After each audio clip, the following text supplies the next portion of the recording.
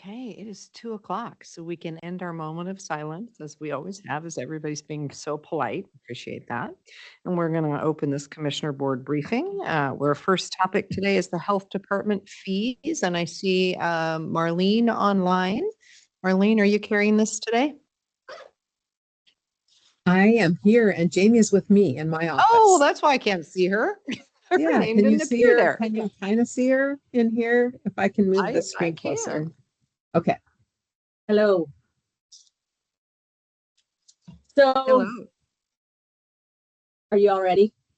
Yes, we are ready. Please go Okay, ahead. great. We do have a packet of materials that was what was attached to the board briefing conversation. Marlene, I know you had another memo that you had shared with me yesterday that was sort of what you were going to walk through. I don't have that, so I don't know if it was intended for us okay. to have that or if that was your talking points, but We can share that. Oh my good, Maya joined us too. Can you share that the environmental health, the presentation to BOC dated October 2025, Maya, please? Yes, Debbie, can you allow me to share? Thank you. And then from Jamie will be presenting information from this and referencing attachments, and we can bring those up as needed too, if that's helpful. okay, and I think we may all have a packet of all the attachments. I'm looking at it. And okay, Commissioner Fournier is online looking at them. So we do have the attachments. Great, thank you. So, at the request of the BOCC, based on the discussions from last year, we're submitting this annual fee increase for the food, pool, and lodging. The proposal is 4%, which we also talked about last year, for specified items. There is no increase above 4% in any of the fee schedule provided. The Excel spreadsheet that you all have in front of you, hopefully it's printed in color because there's a differentiation between green and yellow in the highlighted. So green represents a 0% increase, and I can explain why, and no increase, and then no increase due to restructuring of, that's a no increase based on the restructuring of last year and the discussion about some of the items. And then yellow is the 4% increase. So I also did some research as requested kind of in previous years about other counties and what their increases were across the board. And there was a variety of people that responded back, but I got about 15 counties to respond. One county had a 0 increase, and then the most that I got a response to was about a 33% increase in their fees. And so we averaged that out, which would be about 5.85% across Oregon in the 15 counties that I was able to get representation for. So the reasons why we're increasing are pretty straightforward, and it's kind of an every year type of thing moving forward. But based on our intergovernmental agreement with the Oregon Health Authority to have this program in each of the counties and under the public health representation, we are required by state statute to inspect. And based on that program, we are required to pay a remittance on the number of facilities that we license back to the state for their guidance and for various other things. That has been about 12% in the past, and they are asking, they are jumping it basically. There's some wiggle room there, but it's going to be about 16.3%. That has not been fully approved, but that was the last correspondence we've had in the last couple of months with them.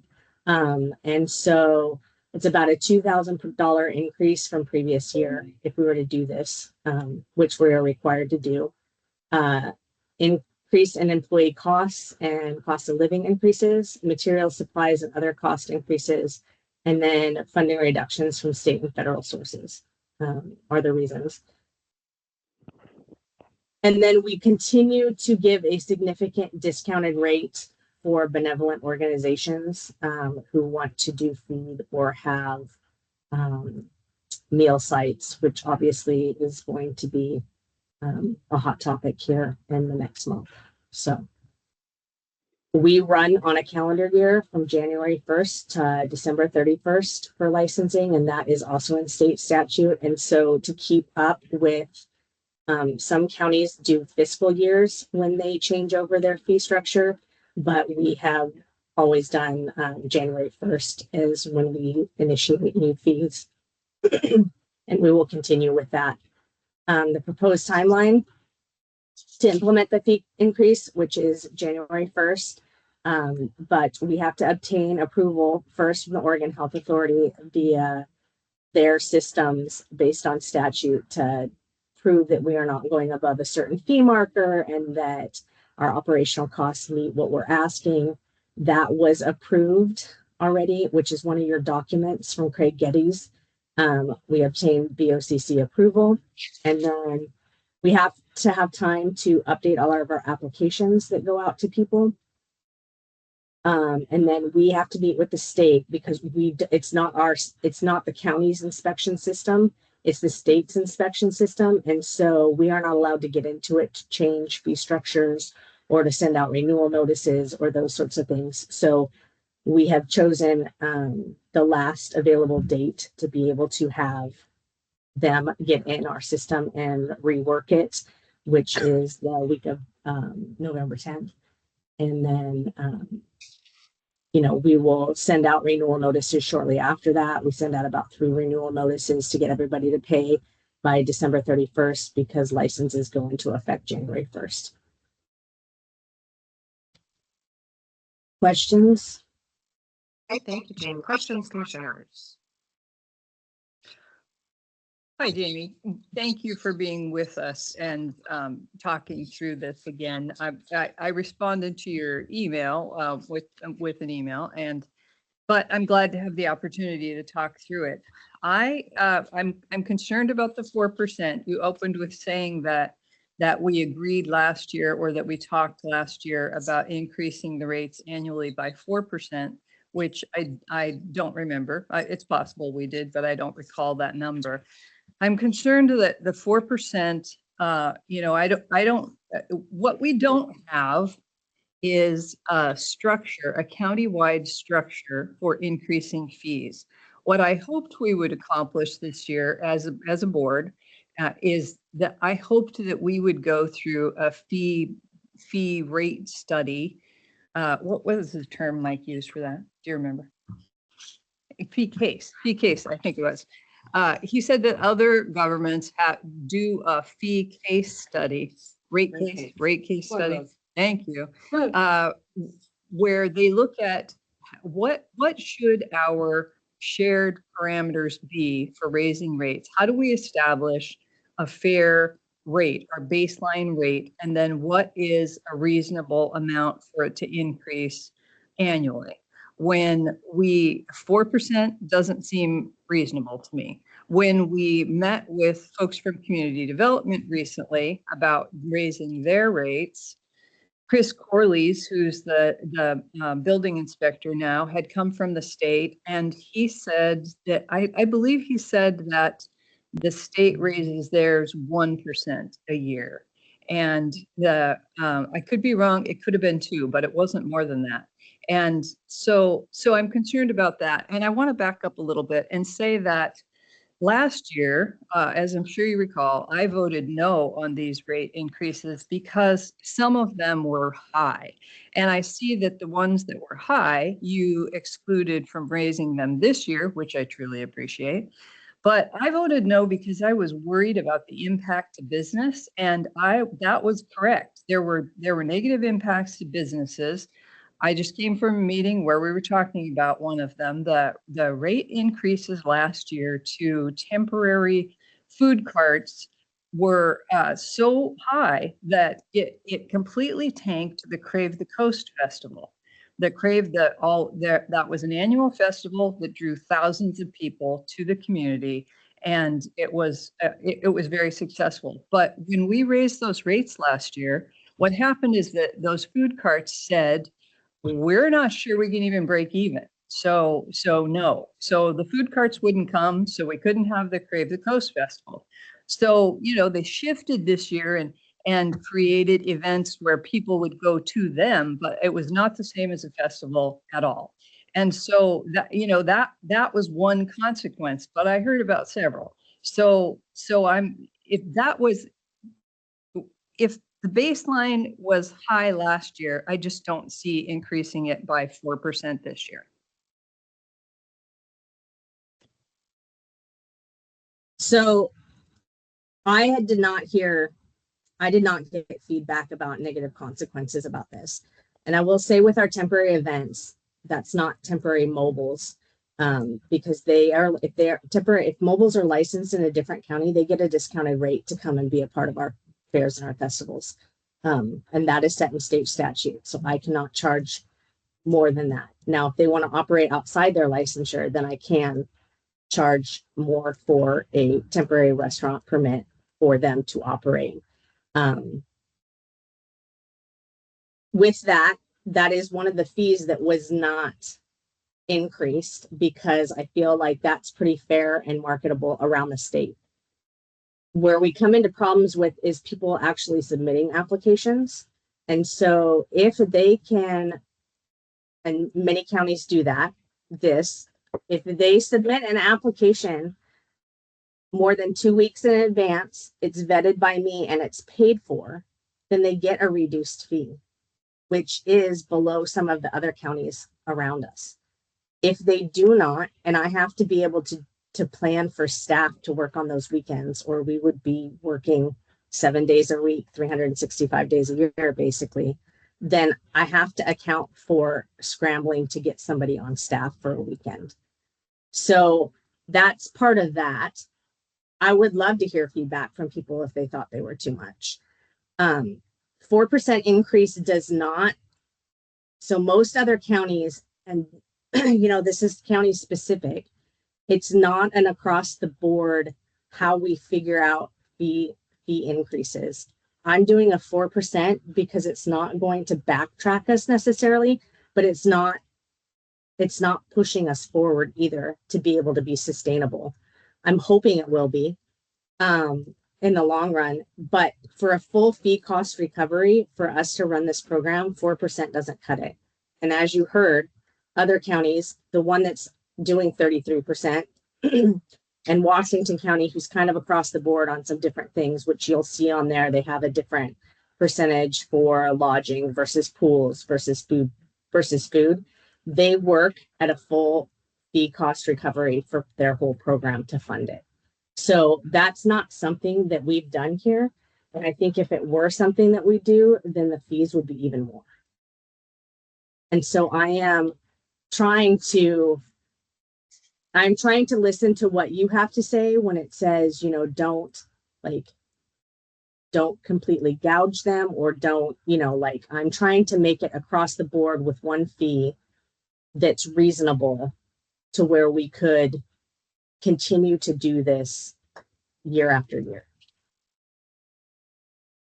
I think the challenge that we're facing in part is that we're not being clear as commissioners as to whether we want our departments to run at a self-sufficiency or if we want to subsidize them. And in this particular case, I think what's happening is we put Jamie in the middle of that without us making a decision, which is, to your point, we've not done a rate case. We haven't figured that piece out. What we've relied on in the past is that the clinics subsidize public health.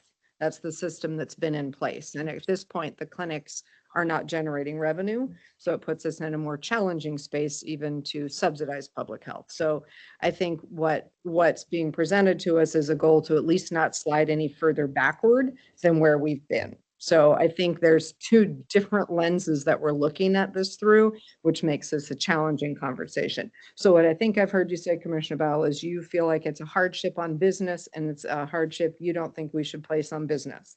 And I think what I've heard Jamie say is she's trying to figure out how we don't slide back further in not being able to pay for what we do. So I think the questions that we need to answer are ultimately going to be for us to figure out, are we comfortable with not charging businesses more and taking that from somewhere else? And as the clinics are not making money, where are we comfortable taking it from? So I think there's kind of a doubles, two pieces here. But before we go into maybe talking more about that, are there any other questions specific that you have to the rates that you wanted to ask here before Commissioner Fournier asks his questions? Nope, I turn it over to Commissioner Fournier. Perfect. Commissioner Fournier, please. Thank you. I just want to say thanks to Marlene and Jamie because I did meet with them regarding this, and it was an interesting conversation to say the least. But I think in the end, I guess one of the things I think both comments are very valid here, and I know this isn't a deliberation process, so if you want me to wait, I can wait for that. No, I think this is a good place to flesh out our conversation because we're Sure. going to have to do this at a board meeting and make decisions as to whether we even want them to bring it to a board meeting or whether we want them to stay as they are and we are committing subsidy from elsewhere. So I think, let's talk a little. Okay, so I feel that that Jamie produced something that was exactly what was asked of them to do. Is we got to a base, and I expressed this to them at the time. Whether or not 4% is the right number, I don't know. But we have asking all of our departments, and again, we haven't codified this with our philosophy, which I think is you're right. I think that this is a perfect example of why we need to really get on that to codify what our philosophy is, especially with the fee cost recovery, because I think that's a dangerous road to go down. And I've talked to even community development about this. There's certain things, and I looked it up, and environmental health is mandated by the state by statute. So it might be, as I like to call it, a lost leader for the health department, and they might have to spend the money somewhere else to pay for it, which is what they've done in the past. It might never pay for itself. And there are certain things that we do that just won't. There's certain things that we as a government are expected to handle. This might be one of them, and it is by statute in this case. So this is a challenge, like you said. We asked for them. We're asking departments to come to a baseline so that we can start adjusting fees every year so we don't fall behind like we have. I don't know if we'll ever push forward to have it be self-sufficient. I'm just warning you. I don't think that's attainable, but I think it's important that we do figure out, is there a baseline, the rate case, doing that to figure out, is it different for different departments because of the different struggles and the different pressures they have, the different funding sources they have to deal with versus federal and state level. So I appreciate that whether it was too high or not, I agree, but we did approve that those fee increases last year or the beginning of this year. And I think we asked to come back with a percentage, and this is the percentage that worked. I really appreciate the completeness of the packet. And we did talk about that. I asked for certain things and they're here, whether they were asked before, I don't know. I like the comparators. I don't feel like I have the same concerns about reduced rates for certain things and certain events. And I think that's a discussion for another time. I think that's something we should be exploring for that to make sure we're not stifling growth, and how we can address that. So the issue today is, did the health department come forward with what we asked them to do? They did. Whether or not we think 4% or not is the right number is really the struggle. And it may be that community development can get by with a 3%, and the clerks can get by with a 2.8%, and the health department needs 4%. And are we going to set a number, or are we just going to ask for justification for the number? And I don't know where we're at with that, with this. I definitely don't want to stifle business. But I also don't want to have this mission creep of where we think we're going to be able to charge enough money to recoup, because that'll just stifle business and put undue burdens on restaurants that are already hurting. As we're sitting here looking at a budget and we're thinking, not that we're ever going to do this, everybody, but we're looking at like prepared food taxes and all these things of us raising revenue. That burden gets shifted right to the restaurant, which already has such a small percentage for a profit margin. So I'm really thoughtful about this. It's really concerning to me, and I appreciate your concern being expressed. But I do feel like the health department came forward with what we asked them to do. I appreciate also the green parts where they didn't increase. So I think the balance here is we need to get on a system where we are increasing fees every year because everything else has been done that way, and that's how we got partially in this pickle. So I think we need to do that, and then just decide if the number is excessive or not excessive. So I'm not sure yet. I'm trusting their numbers. I'm trusting their comparators to say, I think they did homework. I don't think it's arbitrary. They just made these numbers up. So I do appreciate the process.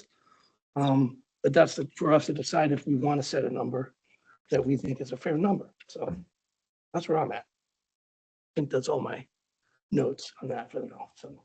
No, and I think it's a difficult conversation we're sitting in because we have asked departments, and in the Tiberius work, it was identified that we should have a process by which we do have a rate, a fee setting process.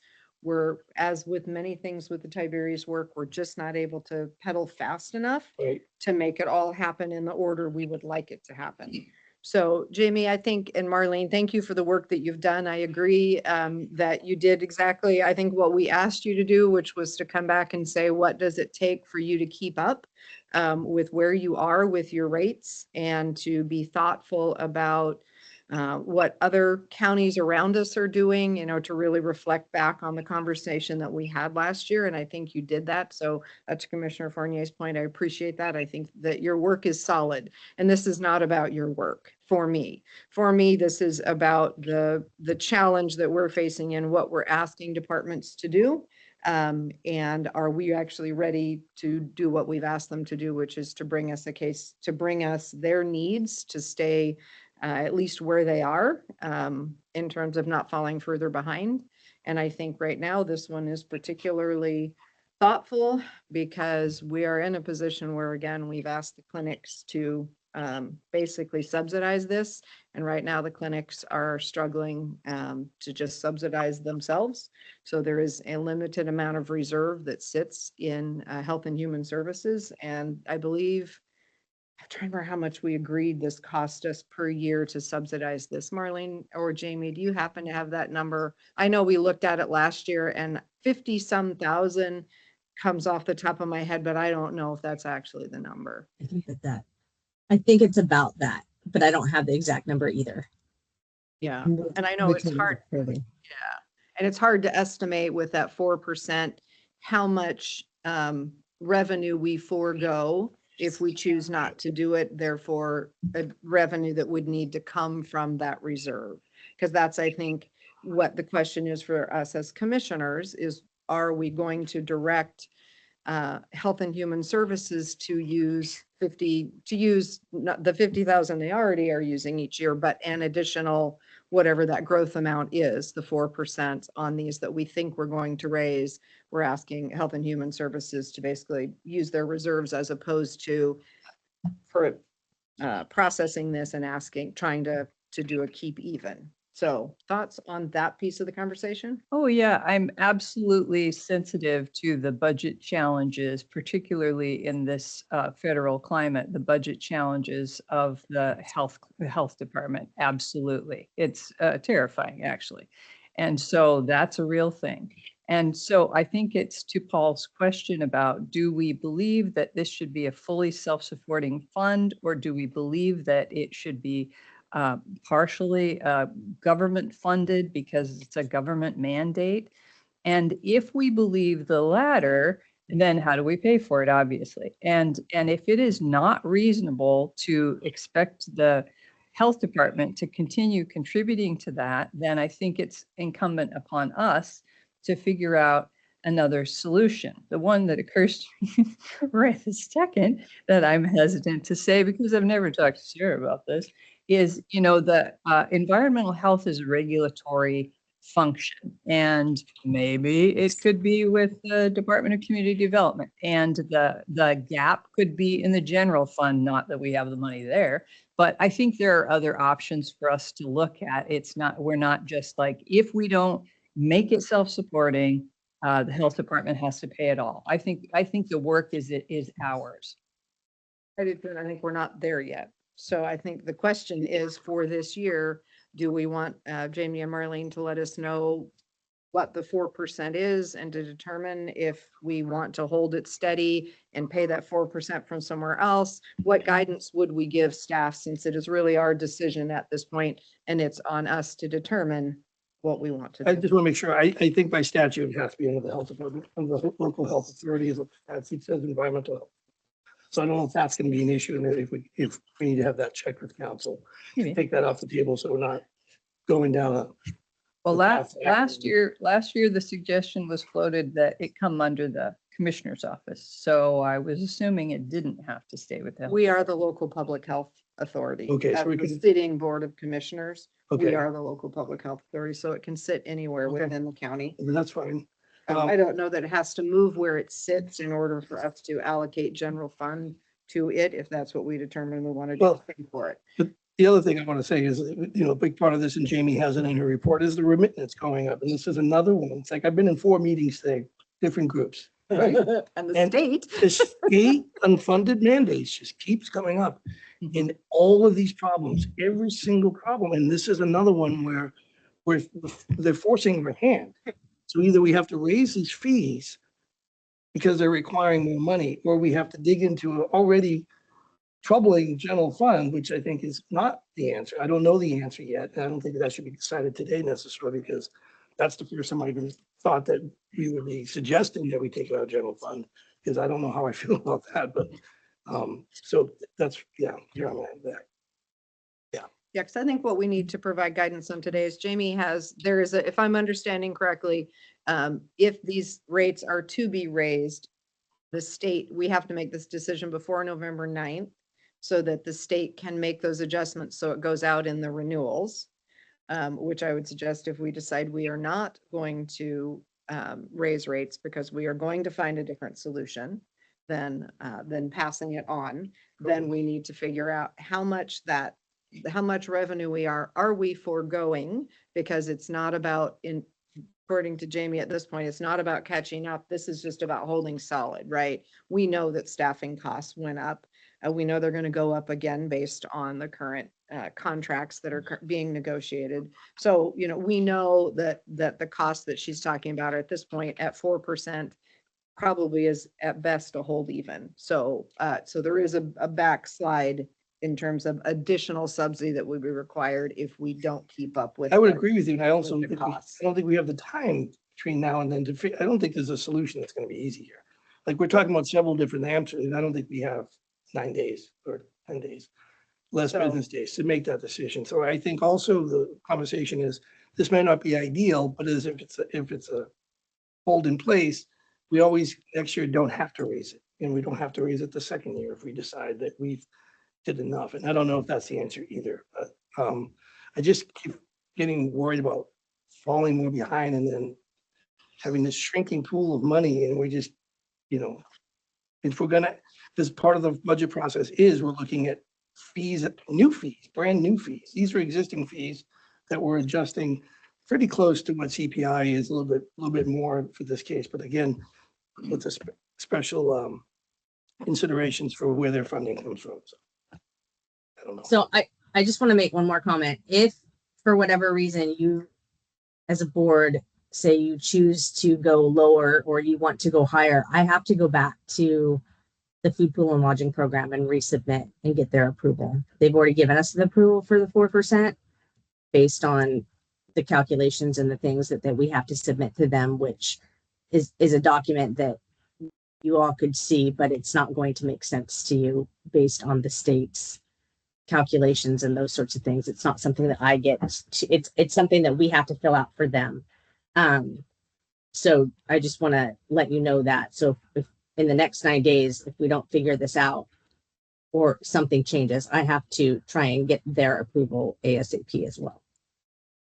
Thank you. And that's even if it goes down. So we haven't asked them for capacity up to, we've asked them for exact. You don't change it. If we don't change it, then I don't have to ask for it. I just have to let them know that it wasn't approved moving forward. But if it goes down or it goes up, then I have to resubmit paperwork with them. Gotcha. Thank you. As a process issue, I would ask next year that we have this conversation before you submit that. So we're not deliberating or voting today, but I would not feel great about not increasing it at all for all the reasons we've talked about. I would feel good if it were 2%. I think it's the public expects and it's reasonable to increase it by a small amount annually. So I think the question in front of us is a couple of things. One, are there any other questions for Jamie and Marlene related to this? Is there I anything? just, can I make another comment? Absolutely. So since 2019, and I think before, and I think one of your documents shows that in the board briefing, we have done, except for with the exception of last year, we have done a 4% rate increase yearly. And obviously during COVID, we didn't. So 2020, we didn't, but this has been pretty standard for our program. Just as an FYI. Thank you for that. So I can see that this may be one that simply needs to come to a vote in front of the commissioners in order for us to move forward. Because I don't see that there are a lot of options that I'm hearing from Jamie other than do no increase or do a 4% increase in order to meet the timeline for renewals that must go out in January. I think that this, for me, it's a position where it's, we need to go ahead and step forward, do our increases. We need to, as we do our work, and I appreciate Commissioner Fournier's comment that as we do our rate case, we're going to have an opportunity to right size these things. Next year, it might be no increase or a lesser increase in order to recognize that with a full rate case, there's a different approach. But I think that, again, in trying to stay up with what our costs are to the best of our ability, which is currently what we have been trying to do, and until we have a better process that looks at rate case, I feel like we need to move it forward. Which I think means we need to come to a vote of the Board of Commissioners to determine. We have no other information at this point that we are asking Jamie or Marlene to bring to us to make that decision. I don't believe. If there is, let me know. We'll do it so we have all that information on the agenda. But I think in terms of our conversation, this probably is going to end up with a vote. You are or are not going to be here next week. I'll be here remotely. You'll be here remotely. Yes, I can vote, but Okay. yeah, and I would just, ELT 2026, subsidized. So there was other discussions, but I agree 100% with what you just said, where we're at today. Is Where it we're needs at to come to a vote Correct. next week, so I would agree with you. Right, and we will each have a chance at that vote to make our statements and do further deliberation if we wish. But I think for the purposes of our meeting today and what we can accomplish here today, I think we've gotten the answers that we needed from Jamie and Marlene. Please do feel free to reach out to either of them if there's further information we would like to have. But I think ultimately it's one of those that's just going to have to take a vote. Agreed. Yep. Okay. Marlene, Jamie, thank you so much for being here. Thank you for the information and for your work on this. And I believe that it is slated to go on the agenda then next week. Is that right, Debbie? I'm sorry, what is slated to go on the agenda for next week to meet the 9th deadline? It might be with Isabel, I'm not sure. Okay, thank you. Okay. Thank you. Okay. Thank you. We'll make sure it's on the agenda. Well, we'll make sure it's on this. Okay, thank you. Okay. So that was topic 1. Topic 2, discussion with staff on status of Oceanside Incorporation petition. We have Sarah and we have Chris with us as well. And we have some visitors in the room who I think are curious about this conversation and perhaps some online as well. So I will just remind everyone that at least at this time, we intend to follow a regular board briefing format, which is that we will be learning from our staff in this environment and not intending necessarily to interact with the public. That will obviously come at a later date with a much bigger process as needed. But we have had questions asked by folks in the public of our staff, and our staff is asking for our guidance. And so this is an opportunity for us to learn and dialogue. Thank you, Commissioner Scar. Yes, and just so I didn't bring my glasses in here, but County Assessor Cassandra Larson is online, Under Sheriff Matt Kelly, Treasurer Sean Blanchard, and then we are in the room. So I think Okay. probably the team, I did ask Tom Stiver to join us as well, just because a lot of the conversations have also involved a discussion about transient lodging tax. So he should be joining us shortly as well. He might either be here or come in person. So yes, so thought it would be a good idea to bring everybody together. I know Director Lady has had a lot of interaction with the community and conversations about the what ifs. I also have as well, and in anticipation of a petition, just making sure that we're all on the same pages and staff and representatives of the county organization, that we are doing our job in representing the county and giving the correct information that you want us to be sharing with the community during these conversations.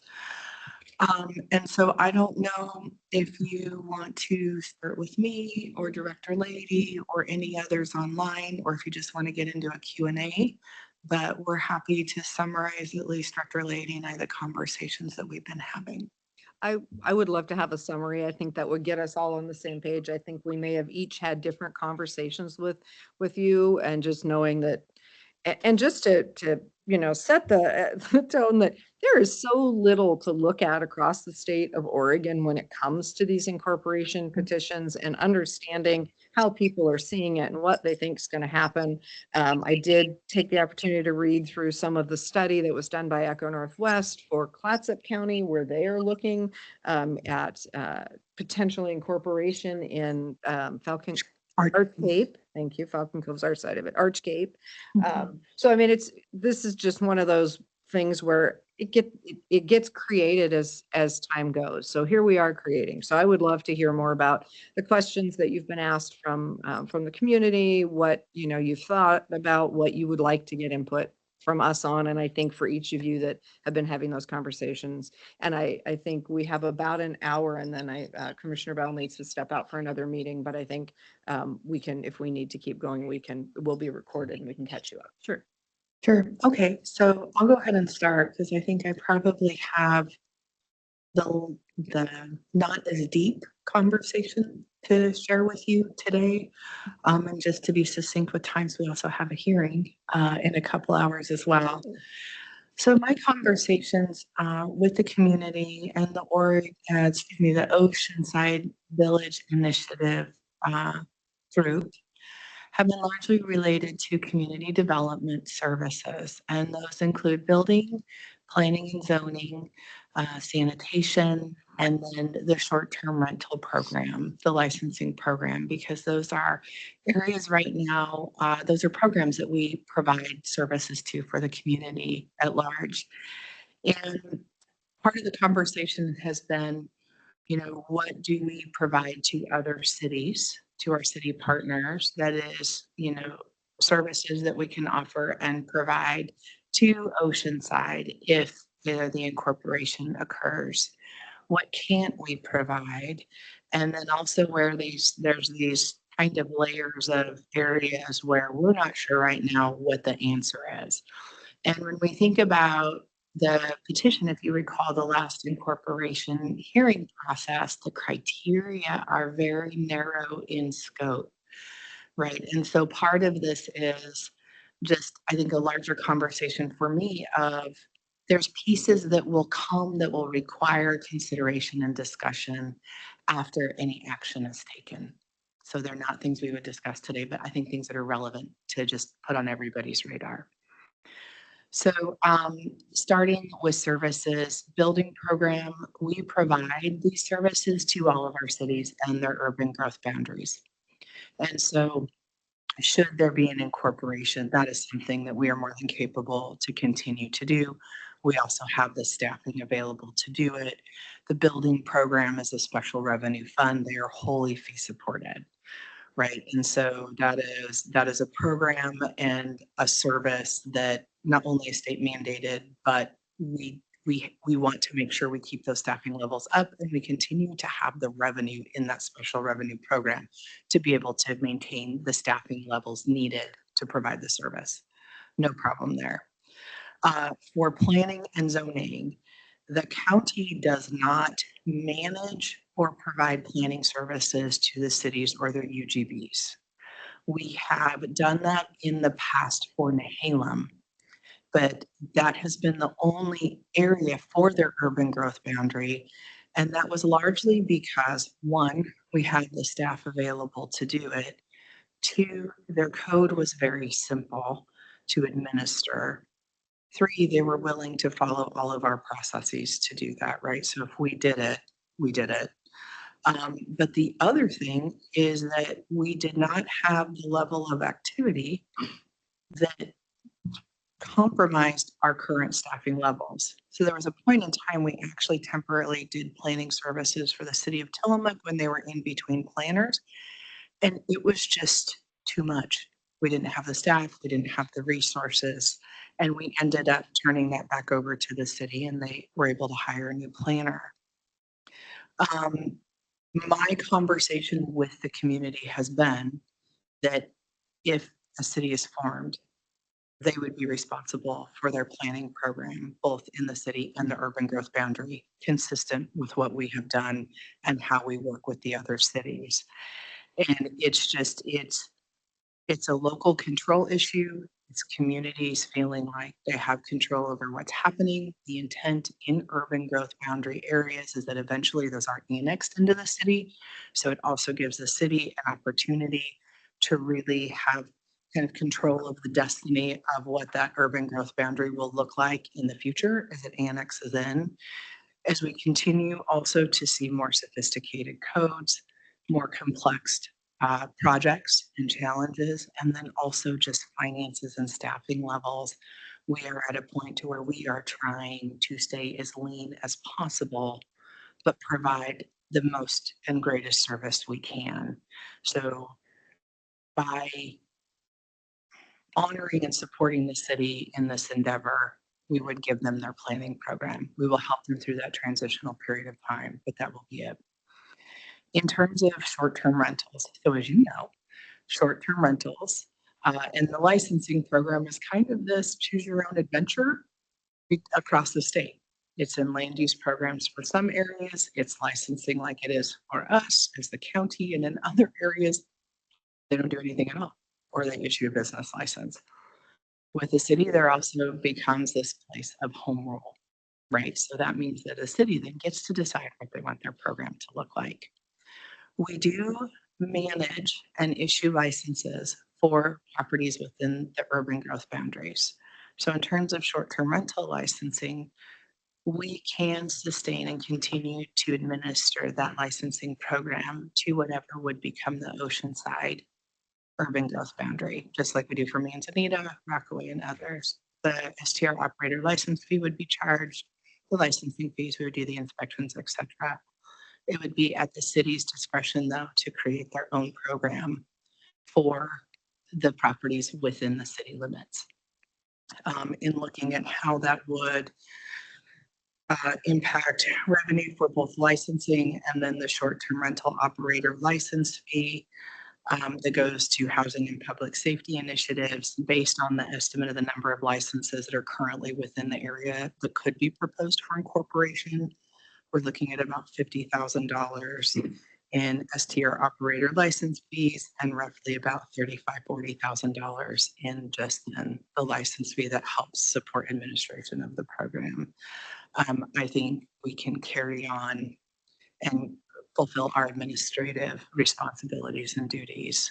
And I'm not concerned about the housing fund taking a hit. I know TLT may be a different matter. I know Director Lady has feelings about that, but in terms of the STR program, you know, my message has been the UGB is an area, just like the other cities. Planning, we're going to let you go forward and do good things in your UGB and your city. And then building, we can manage that. We can still help with that and be a partner. So the last thing on my part has been what happens to those properties within the community boundary that are not included or will not potentially be included in the area proposed for incorporation. OVI and I have had a few conversations with the Oregon Department of Land Conservation and Development. Ideally, in my opinion, and I believe DLCD shares this, that those outer areas would go into an urban growth boundary. There's a lot of reasons for that that relate to urbanization, et cetera, sewer. The city may not feel that way. It is not a decision. If a petition is submitted, it is not a decision that has to be made during that petition review. It is a decision that would come later as to what happens to those outer areas if the incorporation occurs. The city and the county, based on my understanding with DLCD, we get to decide.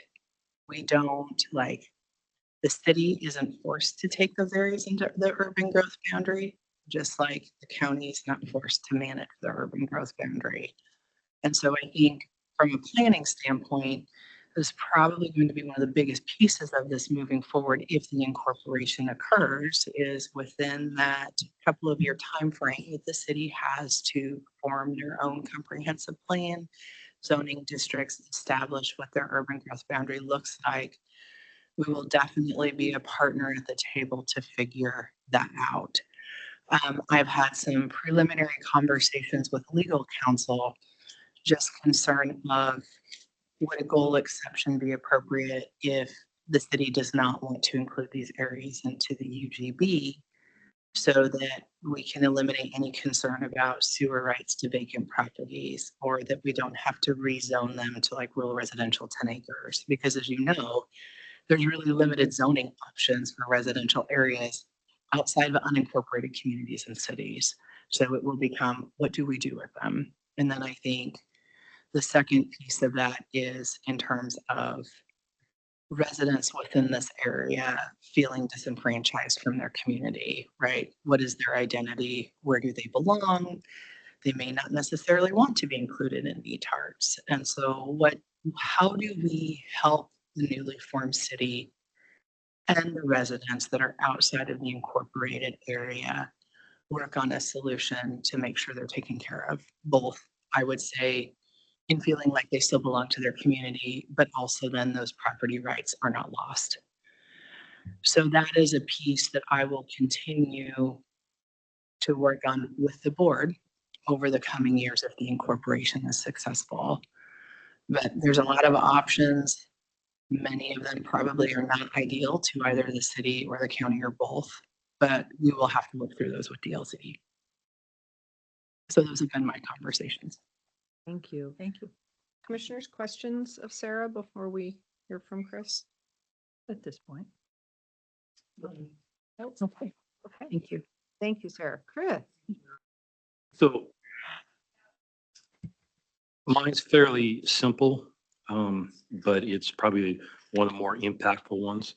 Definitely does not have the complexity from the planning department. So with the incorporation, if they were to incorporate, all the roads located within the city would maintain the county roads that are currently county roads. When they become a city, those county roads stay as a county road.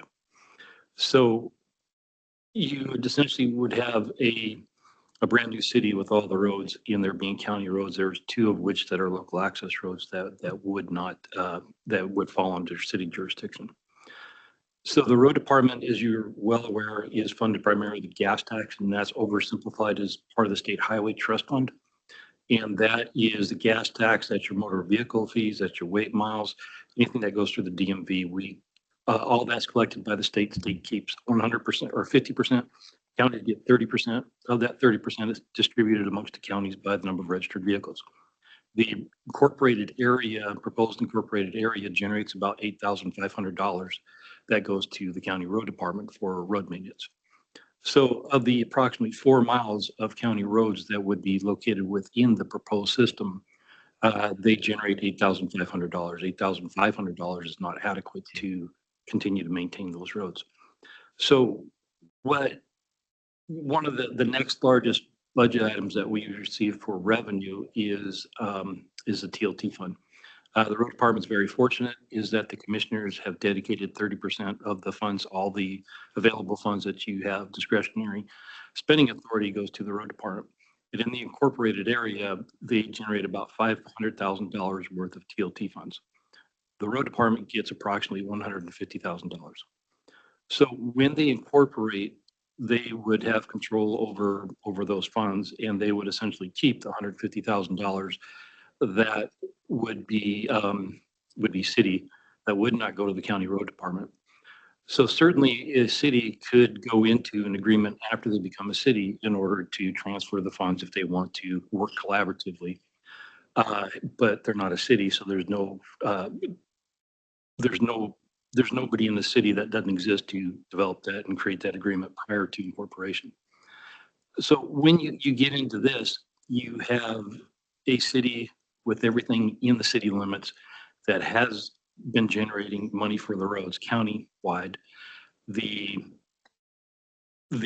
would be essentially swapped out with that 158,500, which would be what they generate based on the gas tax and their TLT funds that goes to the road department. That 150,000 goes away, 8,500 stays.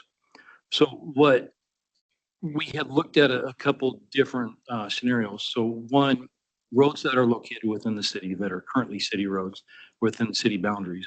We do have a few county roads that are out there, not very many that are actually located within city limits.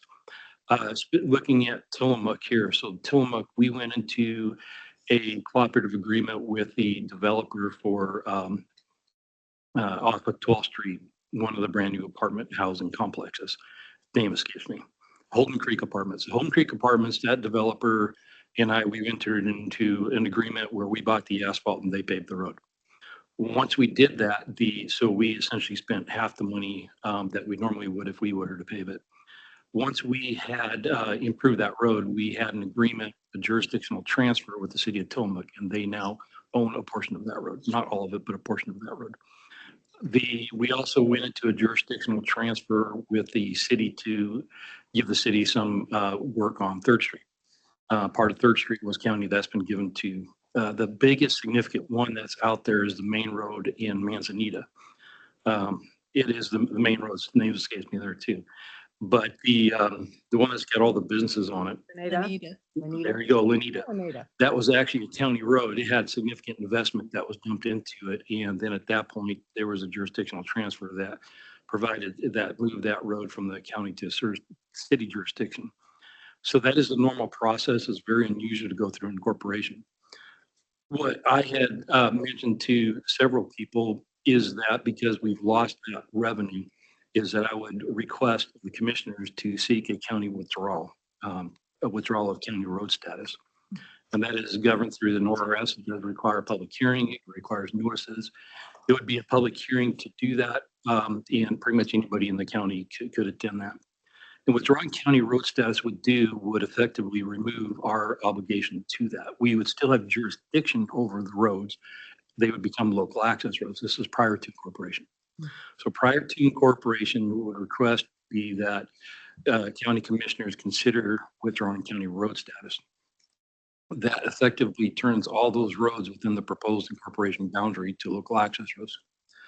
At that point, we're not obligated to do maintenance with the $8,500 that they would generate when they become a city. What effectively that would do is that at that point, when they incorporate, should they incorporate, the jurisdictional control of the local access roads would go to the city. So the city at that point would make a determination if however much money they want to put on the roads that they have jurisdiction over, they would do that. Once the city at the vote, as soon as the vote is there and the vote is affirmative to become a city and incorporate, at that specific time, the agreement needs to take place between a city and a county to do a jurisdictional transfer. So that's a significant impact to the community as far as the jurisdictional control and the withdrawal of county road status. So my personal opinion is that if they were to incorporate, then the city roads should become city roads and not county roads. And in terms of seeking that withdrawal, you have to do that before incorporation. You can't do it after incorporation. Correct. So one of the things that I looked at was because once they become a city, we go through a jurisdictional transfer agreement. So there needs to be an entity to do that. But once they're a city, the only way to transfer those roads is with a cooperative agreement between the city and the county. It's the only way to do that. And that's governed by ORS. We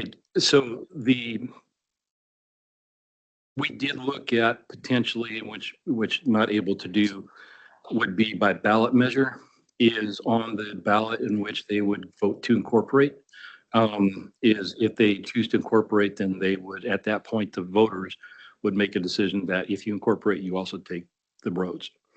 I was told that that's something that we could not add to the ballot measure, but I thought that would be a way to be clean through this process, is that. So prior to the vote is when this needs to occur.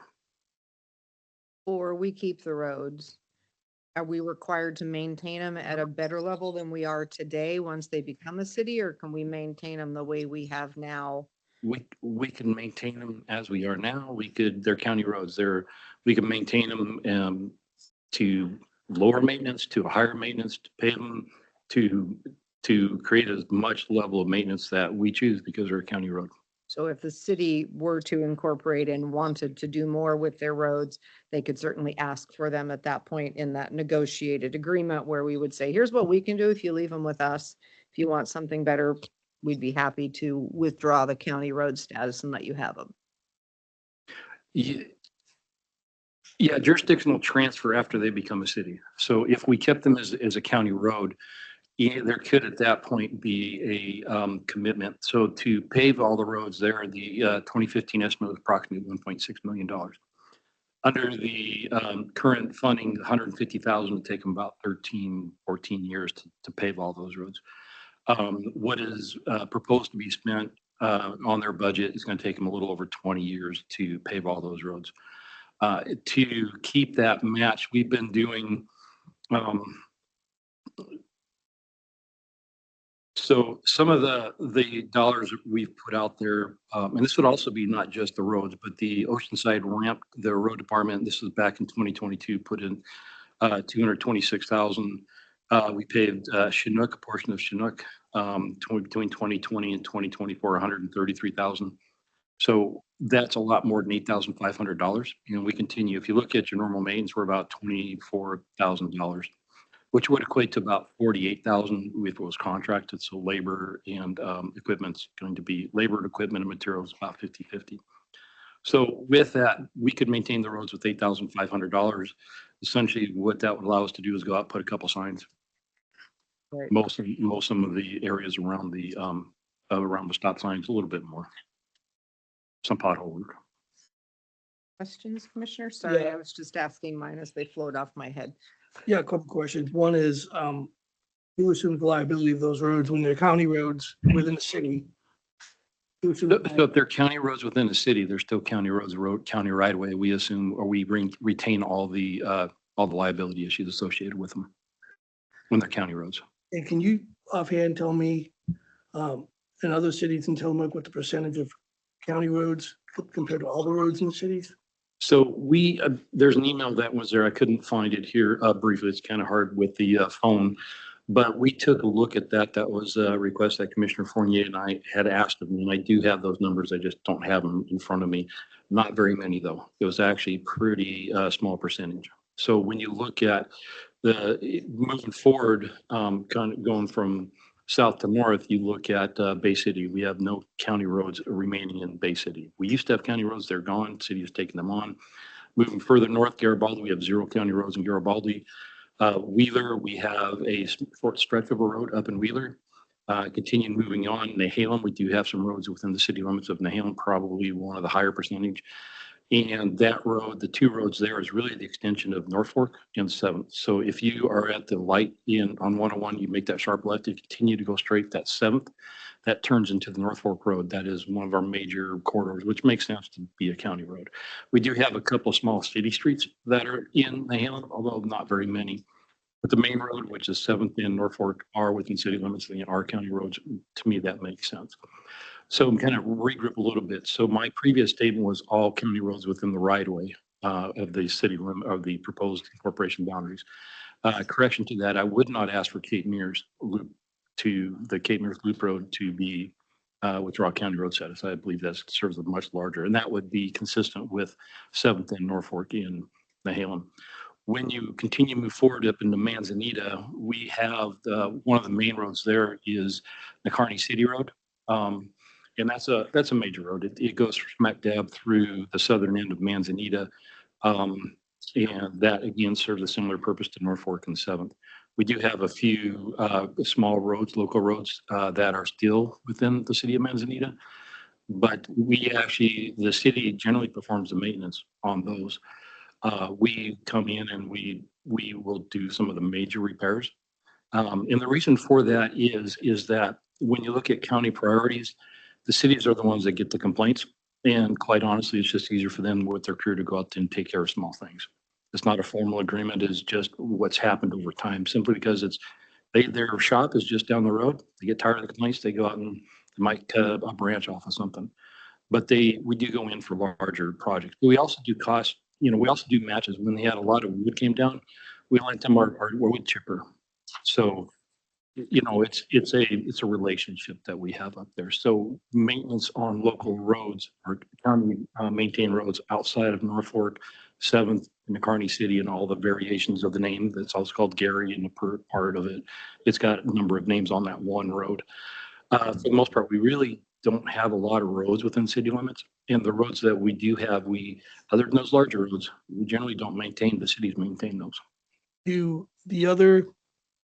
all the other cities in Tillamook County have a public works department of some sort? All cities have a public works department of some sort. All I have to know. Oh, one more thing. I've got an email here, I'm CCing, so I'm just asking for the public record that you basically mailed this information to the groups in Oceanside that are considering this. So they have this information pretty much. I don't know if I sent them the information as far as how many local roads are within the city. Yeah, I don't think you did that, but all the other stuff that you mentioned with the financials, I think you did. Yes. And to be transparent is that this would be something that, and the reason and the rationale for it is the OVI, Oceanside, that group right there, the Village Initiative, and some of the other groups that have expressed interest. I've been right up front, honest, transparent. There shouldn't come to a surprise to anybody. I have kept Commissioner Bell and Commissioner Scar generally out of these conversations. This might be the first time that we've actually spoken about this. I know you're aware of it from a letter that came out. But Commissioner Fournier and we've had conversations throughout this process. That's all I have. Thanks, Chris. Thank you. Mr. Bell, any questions? I do not. Thank you. Okay, so if I'm understanding correctly, if the incorporation petition happens, the incorporation goes through, we own those roads, we lose $150,000 of TLT that would have been used to maintain them because it now goes to the city and the city can do whatever it wants with us. And we lose $8,500 of highway funds because that also goes to the city. Is that? No, so I'm confused. So if they were to incorporate, we would lose $150,000. We would still keep the Oh, we get the 8,500. 8,500. We do not spend $150,000 within the proposed boundary. So average maintenance about $24,000 to $30,000. This spring, we attempted to put a lot of hot box material, hot asphalt to resolve some of the potholes. The plant broke, so not uncommon for our local asphalt plant. So we ended up delaying that work till spring. We also bought a brand new hot box machine. That was about $30,000 worth of materials that went in there. Okay, I so believe those materials might have been materials and labor, but yeah, approximately $30,000 worth of money. 25 to 30,000 is pretty typical. We only get 8,500 is what we would have if they incorporate. That's correct. We would lose So if we 150. keep the roads, we'll have 8,500 which to repair them unless we make an agreement with the new city and they're willing to put more funds back into the county in order to get roads into better repair. Otherwise, we hold roads that we struggle to have the money to repair in terms of funds coming from that particular area. That's correct. But that organization doesn't form until the city's incorporated. So we have no ability today to enter into that agreement. Correct. It would be on blind faith that the city would want to partner with us, just as, okay. Or we withdraw county road status now prior to incorporation, make some local access roads. They then transfer to the county upon incorporation and we are not responsible for them. However, if we withdraw county road status now and the incorporation does not happen, we now have a whole bunch of local access roads, which our policy is for local access roads, we don't maintain them. So now we have this body of local access roads that we have to decide if we're going to continue to maintain them at the level we have in the past, even though they're local access, and kind of break from our process of the past, or if we're going to say, nope, they're local access, good luck. Or we can also bring them back in as county roads. There's a process for bringing them back in. Right. You can bring them back in. I can't remember the last time a local access road was actually brought into our system. Okay. But it's the commissioner's ability to make the decision to bring them in. Although I can't remember, I don't know of a time when it has happened. I know that it has happened in the 80s. But there are some roads that, and other places in the county that have changed over the years that you are interested in bringing back into the. That's correct. There are a couple of roads that I believe should be within the county system, and I believe that there are a couple county maintained roads that probably should become local access roads. I think that's out there. So if we convert these to local access roads, withdraw county road status, and the incorporation fails, they remain as local access roads. At that point, we're not responsible for maintenance because they're local access roads by statute. We have worked on, we've provided funding matches to local access roads where we have the locals have pulled together funds, and so we bought asphalt. So we've done some joint work. These are routed through CRAC. I don't do this type of work without going through CRAC. So the County Roadway Advisory Committee did not come up with that acronym for public. Yeah. So we have done some work on local access roads, but that goes through through CRAC right down to the fire district up north requested us to do some work on a local access road just on the north side just on the north side of Nehalem, but just outside the city boundary. So the city, upon the request and the request from the fire department, the city came in and they did the vegetation, and we went in and did pothole repair. That went through CRAC. Okay, thank you. I think I understand. So that we can do that, we could bring them back in. We have the ability to negotiate across the county, other roads as well. It's just, we have had a practice Correct. that we would then be, looking at that more carefully. Can I ask one more question? Uh-huh. And you stated this in an email. And I believe you in this. That you do not object nor support any decision to incorporate. You're not chiming in any of that. No. Can you think of any benefits of keeping them county roads in an incorporated city if they incorporate? Are there any benefits to the county residents? I think Cape Mears serves a larger area, so that road in particular makes sense. I think, when you look at, how do we serve the county? I think the road so we actually have in the parking lot, OPRD owns essentially the stalls, and we actually own the driving surface. It used to be lots and blocks, and the OPRD had bought them, and we still hold the right of way through there. That would be a location where maybe it makes sense from a larger outside of just looking at, that would make sense to keep those within the county system because it serves a larger area. The road that goes from 131 down to the beach is county. That would make sense possibly to stay within a county system because it serves a larger population. We currently spend about $5,000 a year to $2,500 a year. We put in cash money to about $225,000 going forward to build that step and the ramps and the handrails to go down there. Every spring we spend about $2,500 to remove the blocks down on the beach and the handrails, and then we spend another $2,500 at the end.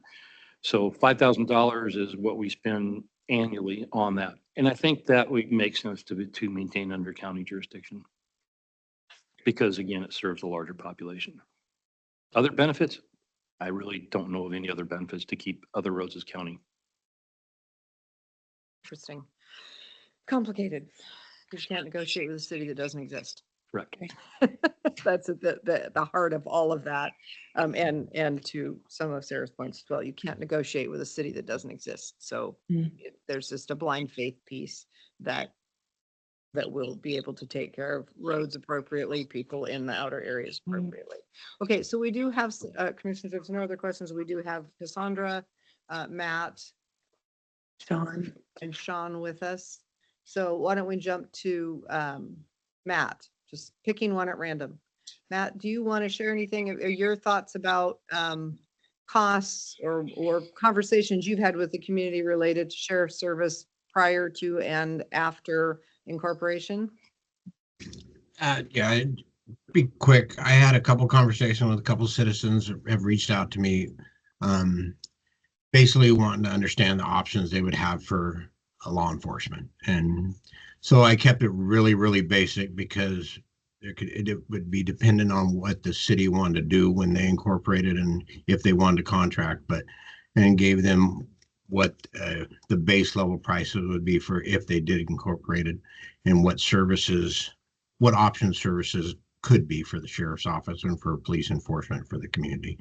And it was that, the numbers I gave out was anywhere from $120,000 a year up to 150, and that's really, really base. That's not taking into account overtime, the 10% administrative fee, vehicles, equipment, stuff like that. So it'd go up from there, but and that's about it. And it was only a handful of conversations, people just requesting more information, I think, so they can make either present it to their neighbors and friends, or so they can make a more educated decision on their votes or what they're going to do.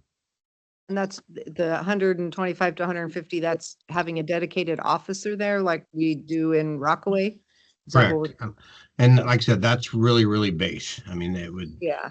the contract would be negotiated for vehicles, how they would, and equipment and so forth. So it would just go up from there. There, okay. Or if they chose not to do that, they would be covered by county sheriff services like Garibaldi is now, that they no longer have an officer, right? And you cover city areas that are otherwise don't have a police department. Is that right? Correct. It would be similar to Bay City, Nehalem, Garibaldi, those other incorporated cities. Thank you. That's what I thought I knew, but it's always good to see if I know what I think I know. Other questions for? No. Nope. Thank you. Appreciate you being with us. Mhm. Okay, Cassandra. Can I ask you the same question about just services Sure. that you provide now and what would be different for you if it were city? Yeah, as far as any conversations with the public goes, I've only had one question, and it was about property tax and what would happen to if there was a new levy from the city, what would happen to the other districts' taxes? And the answer is that if there is a new tax levy for this city, it would not result in a reduction in tax for the other districts. It would be an additional tax on the property tax bill. I suppose if there was an urban renewal in the city at some point, it could reduce the property tax for some of the districts. But for the assessor's office, biggest impact would be if the city incorporated, it would be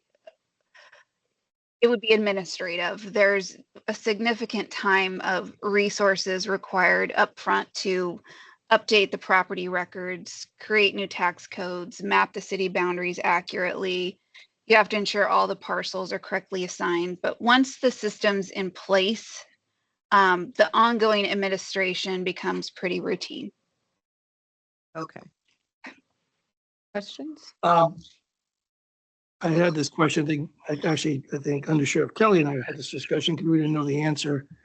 When someone incorporates a city, they still have to pay the same property taxes, not just in special districts, but they're still paying the same county taxes. Right. It doesn't take the existing taxing districts, it doesn't change their boundaries. It adds to. Okay, thank you.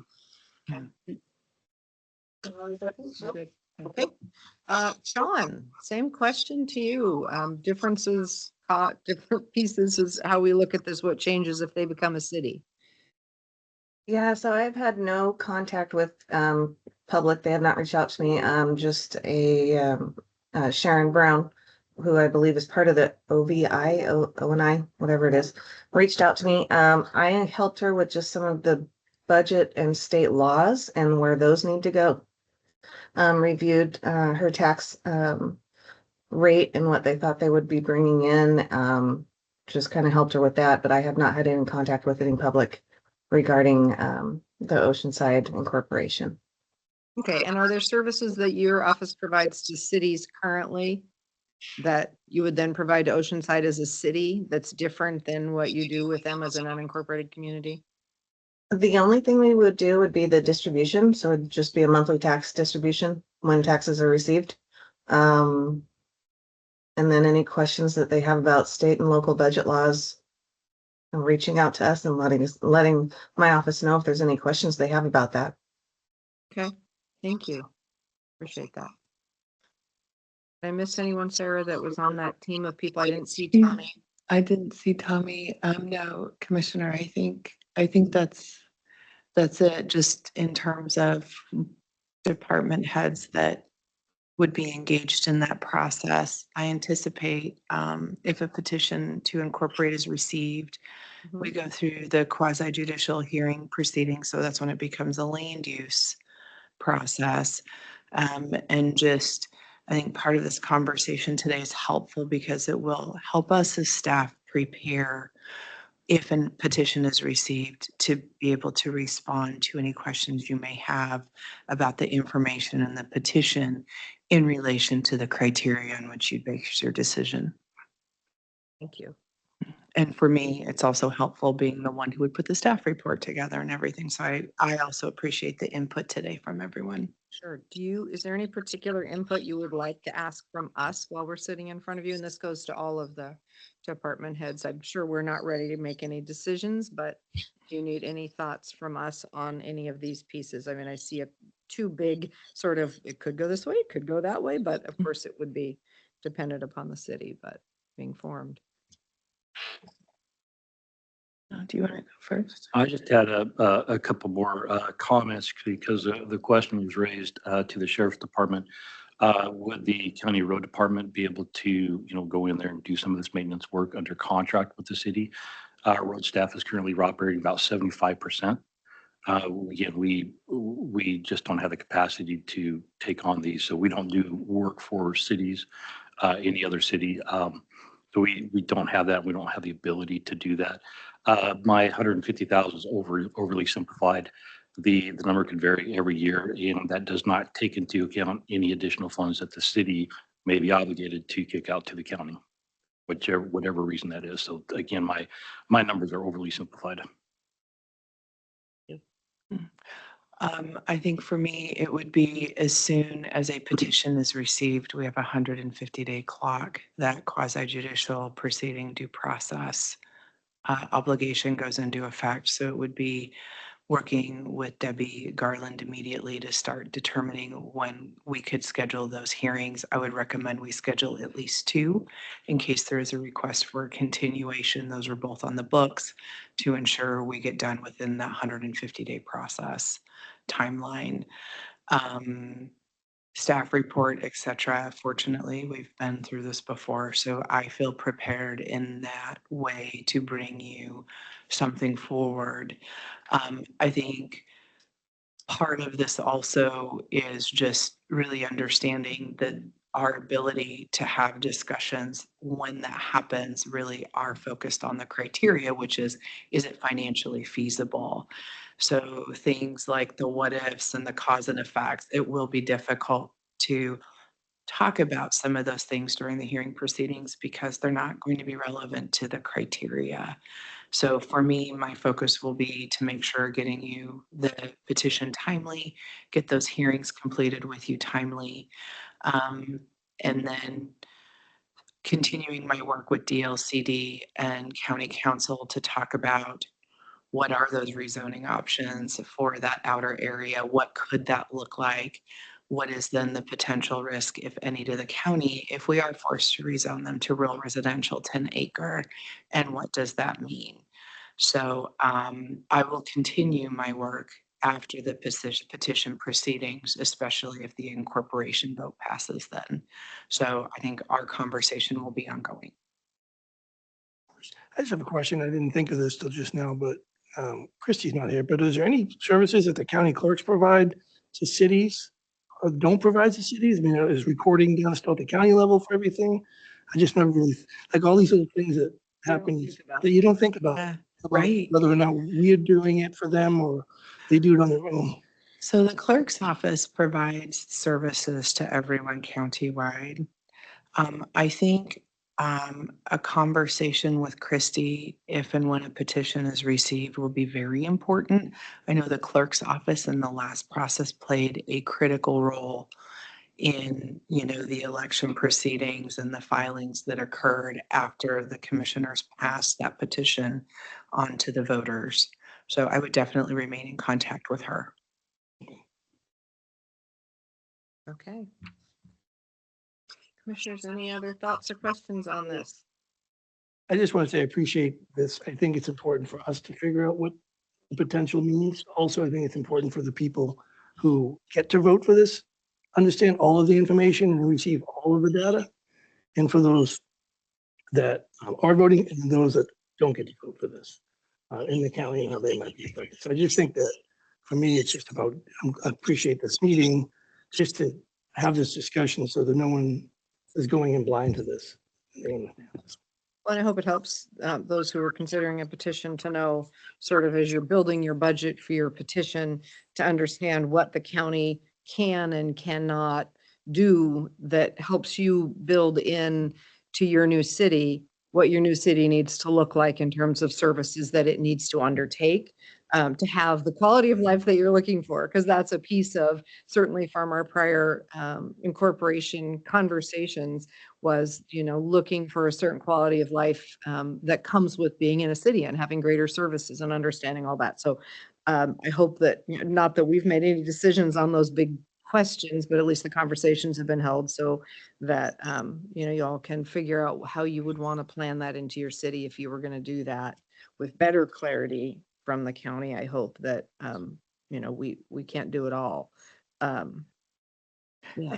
And Commissioner Scar, if a petition is filed, I will go ahead and take the lead with coordinating with other department heads, their comments, because I will want to include them in the staff report and then also make sure they are available for those hearings in case you have any question during the proceedings or if they have anything they would like to present as part of staff's presentation. So I will be reaching out to everybody and I will be sure to also include the county clerk in that process as well. Mhm. I appreciate that, because once we get into hearings, it's complicated because really what we get to look at is not the county at all. We don't have any part in that other than to say, is this a viable city plan budget? I mean, it's a very narrow process. And so I think, again, I hope the background work is helpful for all of us so that we can more easily see the work that the petitioners do, and that they've created something that is or is not viable, which I assume that they will consider what is viable. So helpful, I think, to have the background conversation. I know you do. Thank you. Thank you. And Okay, thank you for the opportunity to talk about this today. certainly. Thank you. Okay, I think we're down to any board concerns, staff or board concerns. Commissioner weekly updates, I guess is what it's called in this meeting. I'm like, no, it's board concerns in the mornings. It's commissioner weekly updates. No, we had a great meeting at the TCVA board today. Oh, good. So that was great. My first time being there. We Mhm. did publicly notice it because Commissioner Bell and I were in the same room together. So we had, heaven forbid. So that was it was a good meeting. So Good. strong work. Good. So Okay. we got meetings all day, and then don't forget tonight's meeting. I want to announce that. Right. Yeah, we'll all be back together tonight at 5:30 at the Port of Tillamook Bay for the legislative text amendment process for the Oceanside code amendments, which includes middle housing and some other proposals that will come before us at 5:30. Thank you. And please bring in calendars so that if we need to look at a continuation, we have that information available. So we'll have to announce it tonight at the end of the hearing. Right. We have to have a time certain if we are going to continue. So we will see how much we get done in our time together this evening. But I expect there will be a lot of public comment. So I expect that will take a significant amount of the time that we have set up for tonight. So, okay, anything else from anyone online? Any of our department heads, anything else in terms of concerns? Not hearing. Oh, Sean. I don't have any concerns, but I will say we are this close to getting our ACFR done for the year and hope to have that Yay! submitted and get our 36 year in a row little prize, little circle we get to put on the wall. Awesome. So Awesome. Nice it's job just to you nice and your because staff. it takes all of our departments from the assessor to the health department to public works, DCD. Can't thank everybody enough. We're this close. The main auditor is on vacation until the 4th. Oh, So, but I want to thank everybody and my staff and my department to get there. It takes all of us and it takes all of you to get the information to us. So we're getting there. awesome. Thank you. Yeah. I'm one of those nerdy numbers people that likes the ACFR. I was sharing it with Paul the other day. It's like, you need to ask Sean for a copy of But this. yeah, if Sean, don't can you get give me one." a copy for next year, please? Doug should have left one from last year, Well, but probably, yes, yeah, I but that office was full of a lot of stuff. okay. Note 1 is all you need to read is note 1 on like page 5 or 6, and that tells you everything. Good. But there's a lot of interesting stuff in there. If you go past note 1 on page 5 or 6. Well, it takes, yeah, it's a certain mindset to get past page 2 or Some of us. it have is it. interesting though. Yeah. when you some of find the us good are numbers spots. geeks. Some of us are Yeah. numbers geeks. So, Anyway, okay. thank you all. Thank you, Sean. Appreciate it. Okay. Anything else for the good of the order? If there, I do have one more thing. yes, please. I'm so excited about this. I had an amazing meeting with Neoconi last night. Oh, good. We had their first general official CAC meeting. Yeah. It was outstanding. We had a very robust and thoughtful conversation about the middle housing code amendments that you will be hearing in December. You're going to the Planning Commission on November 13th. And I was just so appreciative and excited to have such a great conversation with that community. I gave updates on our work for the code enforcement program. Promised nothing, said it's going to be a slow walk forward. It's going to be imperfect, but we are making progress. Talked about our monthly meetings, and they were so excited. So I just want to just share that because I left really grateful that I had a productive meeting with people where they were really excited to know what the county's working on, and it just really affirmed how valuable our CACs are to our communities because it gives us an opportunity to share updates with them that they would not otherwise have. Yeah. And they were really appreciative of that. So I wanted to share that with you. Well, I'm glad to hear that. I know that's been a lot of work on your part to establish the CAC up there as well as the one in Neat Church, just since they're new and they're all finding their way with your leadership. So thank you for that. Okay. If we don't have anything else, we will go ahead then and adjourn this board briefing at 3:27.